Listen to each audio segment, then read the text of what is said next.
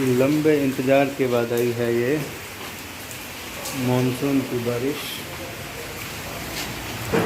कितनी देर चलेगी ये तो पता नहीं।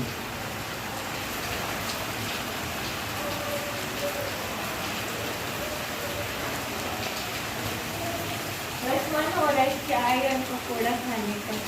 बनाओ फिर चाय पकौड़े।